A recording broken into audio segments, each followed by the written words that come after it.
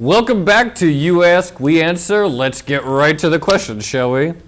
The first one comes from Heavy Hitter, who asks, I just inherited 100K. Congratulations. I'm 28, no debt, good job. If you could make one big bet on the market with it, what would it be? Well, I'm not really in the business of market forecasting. I think I saw some Goldman thing where they said go long the Polish zloty and short the Japanese yen in a pair trade. But, I mean, that'd be a big bet. You know, I would definitely save some of it. The other thing, maybe think about emerging market peripheral Europe debt like Greece. I mean, again, I don't know anything, but I remember like last March, everyone was saying, oh, if you're going to buy corporate debt, buy only the safest AAA stuff, avoid junk. And obviously, this has been the year of junk debt. So right now, everybody is super negative on all of that kind of like Polish debt, or sorry, Greek debt and all those countries. So maybe the consensus has gotten too negative. But again, I don't know anything. Please don't take any of what I say as advice. Another commenter named CNBC asks, what are you buying right now?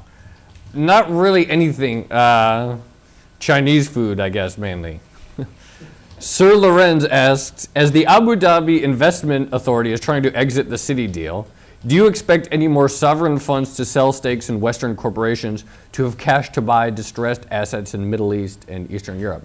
The first part, probably. I suppose that a lot of these the sovereign wealth fund deals that were made sort of during the boom may be unwound to some extent as the U.S. market has recovered and they see a chance to exit, and as things hurt at home. As far as them buying distressed assets in Middle East and Eastern Europe, it's possible.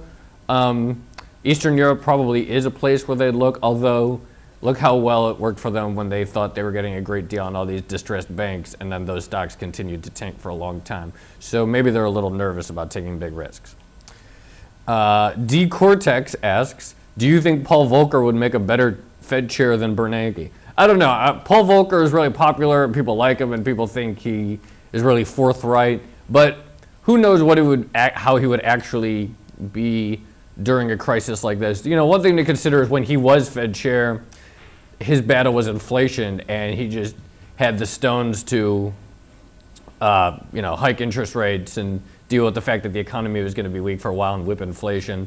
This is kind of a different situation, what we're battling right now. And there's probably a good chance he would do the exact same stuff Bernanke would. Maybe his rhetoric would be a little different, but I don't know. I'm not particularly anti-Bernanke. I'm not particularly pro-Volcker in this case. I think that the sort of disparity between them people see as a little more black and white than it really is. SS asks, do you have any political philosophy or consistent understanding of the world on the basis on which you reason?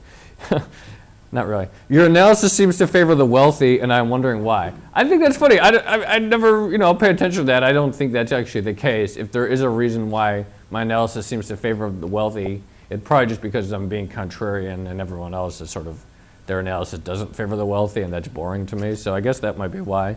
As for political philosophy, I'm basically a libertarian, but I'm not really all that dogmatic. I kind of find dogma and all that stuff to get really boring, and so I just like to have a good time and say stuff that'll get you riled up, which I seem to have done. The last one is, should Joe, that's me, get with Jon Stewart and start a business editorial feature on The Daily Show? Absolutely. Let's get it done. If anyone from The Daily Show is watching, give me a call. My number is on the site. And that does it for You Ask, We Answer. Have a great Christmas, and thanks a lot.